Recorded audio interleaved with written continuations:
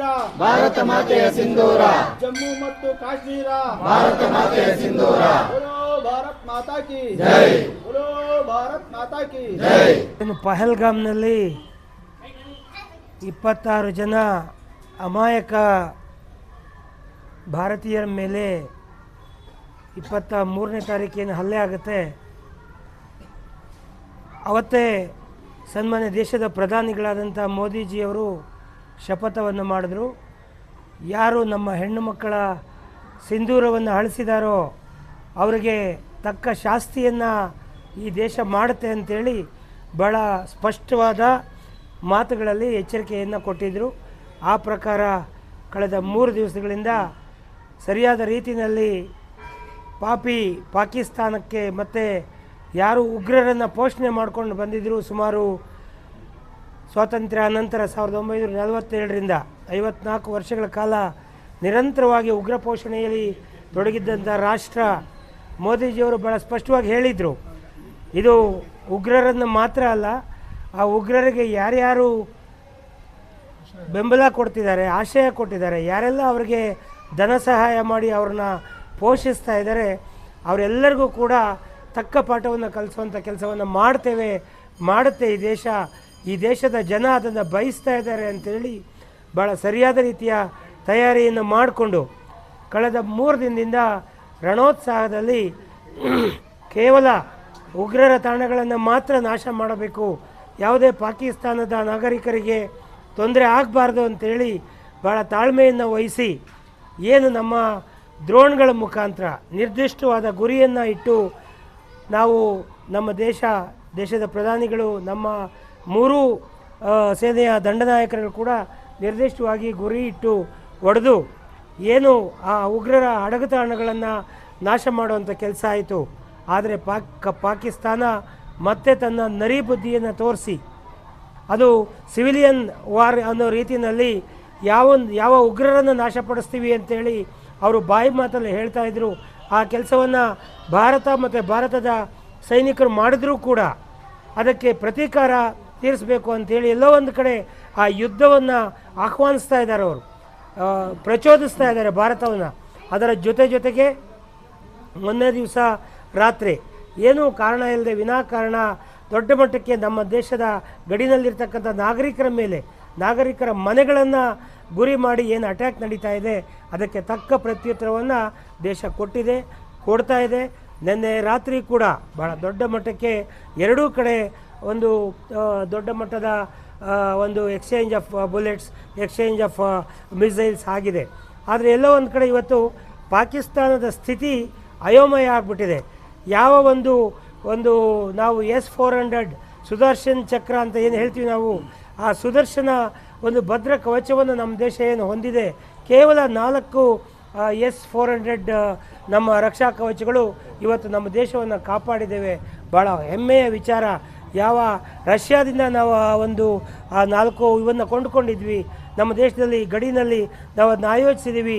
ಅದು ಸುಮಾರು 12 ಗಡಿ ಜಿಲ್ಲೆಗಳೇನಿದೆ, ಗಡಿ ರಾಜ್ಯಗಳು, ಆ 12 ಗಡಿ ರಾಜ್ಯಗಳ ಮುಖಾಂತರ ನೂರಾರು ಸಂಖ್ಯೆಯಲ್ಲಿ ಬಂದಂಥ ಕ್ಷಿಪಣಿಗಳನ್ನು ಒಂದೂ ಕೂಡ ಭಾರತದ ನೆಲಕ್ಕೆ ತಾಗದೆ ಇರೋ ರೀತಿ ಹೊಡೆದು ರಾತ್ರೋರಾತ್ರಿ ಹೊಡೆದುಳಿಸುವಂಥ ಕೆಲಸ ಆಗಿದೆ.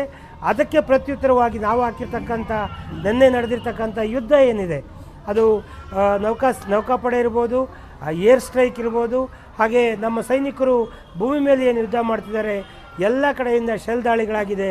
ಲಾಹೋರ್ ಪಟ್ಟಣದ ಮೇಲೆ ನಮ್ಮ ಸೈನಿಕರು ಅಲ್ಲಿಯ ಮಿಲಿಟ್ರಿನ ಗುರಿಯಾಗಿಟ್ಕೊಂಡು ನಾವು ಯುದ್ಧ ಏನು ಸಾರಿದ್ದೇವೆ ಆ ಮಿಲಿಟ್ರಿ ತಾಣಗಳನ್ನು ನಾಶ ಮಾಡುವಂಥ ಕೆಲಸ ಆಗ್ತಾಯಿದೆ. ಏರ್ ಸ್ಪೇಸ್ ಮುಖಾಂತರ ಎಲ್ಲೆಲ್ಲಿ ನಾವು ಯಾವುದೇ ನಾಗರಿಕರನ್ನು ಗುರಿ ಮಾಡ್ತಾ ಇಲ್ಲ, ಎಲ್ಲಿ ಈ ಕ್ರಿಮಿಗಳು ಅಡಗಿದ್ದಾವೆ, ಎಲ್ಲಿ ಉಗ್ರರಿದ್ದಾರೆ ಅವರನ್ನೇ ನೇರವಾಗಿ ಟಾರ್ಗೆಟ್ ಮಾಡಿ ಹೊಡಿತಾ ಇದೆ. ಆದರೆ ಆ ಪಾಕಿಸ್ತಾನದವರು ಇವತ್ತೂ ಕೂಡ ನೇರವಾಗಿ ನಮ್ಮ ನಾಗರಿಕರ ಮೇಲೆ ದಾಳಿ ಮಾಡುವಂಥ ಕೆಲಸವನ್ನು ಇವತ್ತು ಬೆಳಗ್ಗೆ ಕೂಡ ಕಾಶ್ಮೀರ್ನಲ್ಲಿ ಒಂದು ಮಹಿಳೆ ಕಾರಲ್ಲಿ ಕೂತಿದ್ರೆ ಆ ಮಹಿಳೆ ಕಾರ್ಗೆ ಒಂದು ಶೆಲ್ ದಾಳಿ ಆಗುವಂಥ ಕೆಲಸ ಆಗಿದೆ. ಇದು ಅನಾಗರಿಕವಾದಂಥ ಕೃತ್ಯ. ಅವರು ಏನು ಬೇಕಾದರೂ ಮಾಡ್ಬೋದು. ಈ ಸಂದರ್ಭದಲ್ಲಿ ನಾವು ದುರ್ಗಾ ಮಾತೆಗೆ ಪೂಜೆಯನ್ನು ಸಲ್ಲಿಸಿ ನಾವೆಲ್ಲ ಕೇಳ್ಕೊಂಡಿದ್ದೇವೆ, ನಾವೆಲ್ಲ ಬೇಡ್ಕೊಂಡಿದ್ದೇವೆ, ತಾಯೇ ನಮ್ಮ ದೇಶದ ಸೈನಿಕರು ಏನೋ ಒಂದು ನ್ಯಾಯಯುದ್ಧವನ್ನು ಮಾಡ್ತಿದ್ದಾರೆ, ನ್ಯಾಯದ ಪರವಾಗಿ, ದೇಶದ ಜನರ ಪರವಾಗಿ ಯುದ್ಧವನ್ನು ಮಾಡ್ತಿದ್ದಾರೆ. ಅವರಿಗೆ ಒಂದು ಎಲ್ಲ ರೀತಿಯ ರಕ್ಷಣೆಯನ್ನು ಕೊಡಬೇಕು, ಎಲ್ಲ ರೀತಿಯ ಆತ್ಮಸ್ಥೈರ್ಯ. ಮತ್ತು ಇಡೀ ದೇಶ ಒಂದಾಗಿದೆ. ಇಲ್ಲಿ ಇಡೀ ದೇಶ ಪಕ್ಷಾತೀತವಾಗಿ, ಜಾತ್ಯತೀತವಾಗಿ, ಧರ್ಮಾತೀತವಾಗಿ ಇಡೀ ದೇಶದ ಎಲ್ಲ ಜನ ಕೂಡ ಇವತ್ತು ನಮ್ಮ ದೇಶದ ಸೈನಿಕರ ಬೆಂಬಲಕ್ಕೆ ನಿಂತಿದ್ದಾರೆ. ಆ ದೇಶದ ರಕ್ಷಣೆ ಏನು ಮಾಡ್ತಿದ್ದಾರೆ, ತಮ್ಮ ಪ್ರಾಣದ ಹಂಗನ್ನು ತೊರೆದು ಸೈನಿಕರೇನು ಇವತ್ತು ಹೋರಾಟ ಮಾಡ್ತಿದ್ದಾರೆ. ನಾವೆಲ್ಲ ಇಲ್ಲಿ ಸುರಕ್ಷಿತವಾಗಿದ್ದೇವೆ, ನಮ್ಗೆ ಆ ಭಾವನೆ ಇದೆ. ಎಲ್ಲ ನಮ್ಮ ಭಾರತದ ನಾಗರಿಕರಲ್ಲಿ ನಾವು ಸುರಕ್ಷಿತವಾಗಿದ್ದೇವೆ ಅನ್ನೋ ಭಾವನೆ ಇದೆ. ಹಾಗಾಗಿ ನಾವೆಲ್ಲ ಸಂಪೂರ್ಣವಾದ ಬೆಂಬಲವನ್ನು ಕೊಡ್ತಾ ಇದ್ದೇವೆ. ಈ ಒಂದು ಸಿಂಧೂರ, ಯಾವ ಹೆಣ್ಣು ಮಕ್ಕಳ ಸಿಂಧೂರವನ್ನು ಅಳಿಸಿದಂಥ ಆ ಪಾಪಿಗಳಿಗೆ ತಕ್ಕ ಪಾಠವನ್ನು ಕಲಿಸಿ ಇನ್ನು ಮುಂದೆ ಯಾವತ್ತೂ ಕೂಡ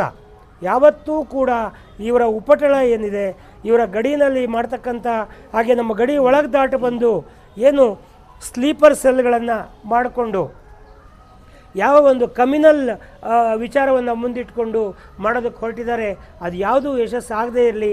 ನಮ್ಮ ದೇಶದ ಸೈನಿಕರಿಗೆ ಎಲ್ಲ ಯಶಸ್ಸು ಸಿಗಲಿ, ನಮ್ಮ ದೇಶದ ಜನರಿಗೆ ಎಲ್ಲ ಯಶಸ್ಸು ಸಿಗಲಿ.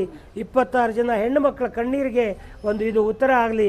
ಏಕೆಂದರೆ ನಾವು ಮಹಾಭಾರತ ನಡೆದಿದ್ದು ಕೇವಲ ನಮ್ಮ ಸ್ತ್ರೀ ಗೌರವದ ಮೇಲೆ, ನಮ್ಮ ಹೆಣ್ಣು ಮಗಳ ಏನು ನೋವಿತ್ತು ಆ ಒಂದು ಕಾರಣಕ್ಕಾಗಿ ಮಹಾಭಾರತ ನಡೀತು.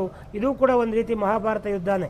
26 ಹೆಣ್ಣು ಮಕ್ಕಳ ಸಿಂಧೂರವನ್ನು ಅಳಿಸಿದಂಥ ಪಾಪಿಗೆ ಖಂಡಿತ ತಕ್ಕವಾದಂಥ ಶಿಕ್ಷೆ ಆಗುತ್ತೆ ಅನ್ನೋ ಒಂದು ಮಾತಿದ್ದಾರೆ. ಜೊತೆಗೆ ನಾಗರಿಕರಾಗಿ ನಮ್ಮ ಕರ್ತವ್ಯ ಏನಪ್ಪ ಅಂತ ಹೇಳಿದ್ರೆ, ನಾವೆಲ್ಲರೂ ಕೂಡ ಭಾಳ ಜವಾಬ್ದಾರಿಯುತವಾಗಿ ಈ ಸಂದರ್ಭದಲ್ಲಿ ಯಾವುದೇ ರೀತಿಯ ಅಂತರ್ಕಲಹಗಳಾಗದೇ ರೀತಿ, ಯಾಕೆಂದರೆ ನಾನು ಈಗಾಗಲೇ ಹೇಳಿದೆ, ಇಲ್ಲಿರ್ತಕ್ಕಂಥ ಮುಸಲ್ಮಾನರು ಇವತ್ತು ಮಸೀದಿಗಳಲ್ಲಿ ಪ್ರಾರ್ಥನೆ ಮಾಡ್ತಿದ್ದಾರೆ, ದೇಶದ ಸೈನಿಕರಿಗೆ ಒಳ್ಳೆಯದಾಗಲಿ ಅಂತೇಳಿ. ಕ್ರಿಶ್ಚಿಯನ್ನರು ಪ್ರಾರ್ಥನೆ ಮಾಡ್ತಿದ್ದಾರೆ, ಹಿಂದೂಗಳು ಪ್ರಾರ್ಥನೆ ಮಾಡ್ತಿದ್ದಾರೆ. ಹಾಗಾಗಿ ಜಾತ್ಯತೀತವಾಗಿ, ಪಕ್ಷಾತೀತವಾಗಿ, ಧರ್ಮಾತೀತವಾಗಿ ಈ ದೇಶ ಒಂದು ಅಂಥೇಳಿ ನಾವೆಲ್ಲ ಒಂದು ಮಾತಿನಿಂದ ನಿಲ್ಲುವಂಥ ಸಂದರ್ಭ ಬಂದಿದೆ. ಆ ಕಾರಣಕ್ಕಾಗಿ ನಾವು ದೇಶದ ಒಳಗಡೆ ಅವರು ಕುಚೋದ್ಯ ನಡೆಸ್ತಾ ಇದ್ದಾರೆ ಪಾಕಿಸ್ತಾನದವರು. ಇಲ್ಲಿ ಹೇಗಾದರೂ ಮಾಡಿ ಸ್ಲೀಪರ್ ಸೆಲ್ಗಳನ್ನು ಮುಖಾಂತರ ಇಲ್ಲಿ ಅಂತಃಕಲವನ್ನು ಉಂಟು ಮಾಡಿ ಏನು ನಮ್ಮ ದೇಶದಲ್ಲಿರ್ತಕ್ಕಂಥ ಜನಾಂಗದ ಮಧ್ಯೆ ಅದು ಬ್ರಿಟಿಷ್ ಕಾಲದಿಂದ ನಡ್ಕೊಂಬಂದಿದೆ. ಹಿಂದೂಗಳ ಮೇಲೆ ಮುಸ್ಲಿಮರನ್ನು ಎತ್ಕೊಟ್ಟೋದು, ಮುಸ್ಲಿಮರ ಮೇಲೆ ಹಿಂದೂಗಳನ್ನು ಎತ್ಕೊಟ್ಟೋದು, ಈ ಯಾವುದೇ ರೀತಿಯಾದ ಇದಕ್ಕೂ ಅವಕಾಶ ಕೊಡದೇ ಇರೋ ರೀತಿ ನಮ್ಮ ದೇಶಕ್ಕೆ ಮತ್ತು ದೇಶ ಮುನ್ನಡೆಸ್ತಿರ್ತಕ್ಕಂಥ ಭಾರತೀಯ ಜನತಾ ಪಕ್ಷದ ಸರ್ಕಾರ, ಸನ್ಮಾನ್ಯ ನರೇಂದ್ರ ಮೋದಿಜಿಯವರು, ಸನ್ಮಾನ್ಯ ಅಮಿತ್ ಶಾಜಿಯವರು, ಸನ್ಮಾನ್ಯ ನಮ್ಮ ನಡ್ಡಾಜಿಯವರು, ರಾಜನಾಥ್ ಸಿಂಗ್ ಅವರು ಸೈನಿಕರ ರೀತಿ ಇವತ್ತು 3 ದಿವಸ ರಾತ್ರಿ ಅವರು ನಿದ್ದೆ ಇಲ್ಲದೆ ವಾರ್ ರೂಮಲ್ಲಿ ಕೂತ್ಕೊಂಡು ಕ್ಷಣದ ಮಾಹಿತಿಯನ್ನು, ಕ್ಷಣದ ನಿರ್ದೇಶನಗಳನ್ನು ಕೊಡ್ತಾ ಇದ್ದಾರೆ. ಹಾಗಾಗಿ ಇವರ ಎಲ್ಲರ ಆತ್ಮಬಲಕ್ಕೆ ಯಾವುದೇ ಒಂದು ಸಣ್ಣ ಅಟೆನ್ಷನ್ ಡೈವರ್ಟ್ ಆಗದೇ ಇರೋ ರೀತಿ ನಾವು ಅವರಿಗೆ ಬೆಂಬಲವನ್ನು ಕೊಡಬೇಕು. ಹಾಗಾಗಿ ನಾವೆಲ್ಲರೂ ಕೂಡ ಸಂಯಮವನ್ನು, ತಾಳ್ಮೆಯನ್ನು, ಸಹನೆಯನ್ನು ಕಾಯ್ಕೊಂಡು ಈ ಸಂದರ್ಭದಲ್ಲಿ ಯಾವುದೇ ರೀತಿಯಾದ ಅಂತರ್ಕಲಹಗಳು ನಡೆದೇ ರೀತಿ ನೋಡಿಕೊಂಡು ಶಾಂತಿಯನ್ನು ಕಾಪಾಡಿ ದೇಶದ ಒಳಗಡೆ ನಮ್ಮ ಗಡಿನಲ್ಲಿ ನಮ್ಮ ಸೈನಿಕರಿಗೆ ಯುದ್ಧ ಮಾಡೋದಕ್ಕೆ ಎಲ್ಲ ಒಂದು ಆತ್ಮಸ್ಥೈರ್ಯವನ್ನು ತುಂಬಬೇಕು. ಆ ಕೆಲಸವನ್ನು ಮಾತೆ ದುರ್ಗಾದೇವಿ ನಮ್ಮೆಲ್ಲರಿಗೂ ಕರುಣಿಸಲಿ. ಆ ದುರ್ಗಾಮಾತೆ ಆಶೀರ್ವಾದ ನಮ್ಮೆಲ್ಲರ ಮೇಲೆ ಇರಲಿ ಅಂತೇಳಿ ನಾನು ಈ ಸಂದರ್ಭದಲ್ಲಿ ಕೋರಿಕೊಂಡು ಮತ್ತೊಮ್ಮೆ ನಮ್ಮೆಲ್ಲ ಭಾರತೀಯ ಜನತಾ ಪಕ್ಷದ ಕಾರ್ಯಕರ್ತ ಬಂಧುಗಳು, ಇವತ್ತು ನಮ್ಮ ಹಿರಿಯರಾದಂಥ ಮಾರಣ್ಣವರಿದ್ದಾರೆ, ನಮ್ಮ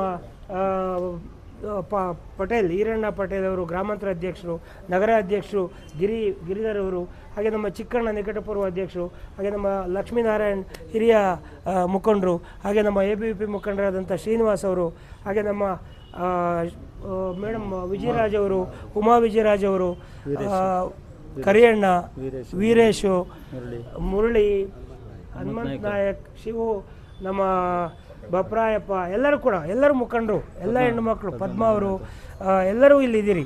ಸೊ ನಾವು ಕಡಿಮೆ ಸಂಖ್ಯೆಯಲ್ಲಿ ಸೇರಿದರೂ ಕೂಡ ನಮ್ಮ ಇಡೀ ಭಾರತೀಯ ಜನತಾ ಪಕ್ಷ, ಎಲ್ಲ ಪಕ್ಷಗಳು ಇಡೀ ಜನರ ಪರವಾಗಿ ಪಕ್ಷಾತೀತವಾಗಿ ನಾನು ಹೇಳಿದೆ, ನಾವೆಲ್ಲ ಇವತ್ತು ಪ್ರಾರ್ಥನೆ ಮಾಡಿದ್ದೇವೆ ತಾಯಿನಲ್ಲಿ, ನಮ್ಮ ದೇಶಕ್ಕೆ ಒಳ್ಳೆಯದಾಗಲಿ, ನಮ್ಮ ಸೈನಿಕರ ಆತ್ಮಸ್ಥೈರ್ಯ ಇನ್ನೂ ಇಮ್ಮಡಿಯಾಗಲಿ, ಯಾವುದೇ ಕಾರಣಕ್ಕೂ ಒಬ್ಬ ನಾಗರಿಕರ ಸಾವು ಕೂಡ ನಮ್ಮ ಕಡೆಯಿಂದ ಆಗದೇ ಇರೋ ರೀತಿ ಶ್ರೀರಕ್ಷೆ ಕೊಡುತ್ತಾಯಿ ಅಂತ ನಾವು ಪ್ರಾರ್ಥನೆ ಮಾಡಿದ್ದೇವೆ.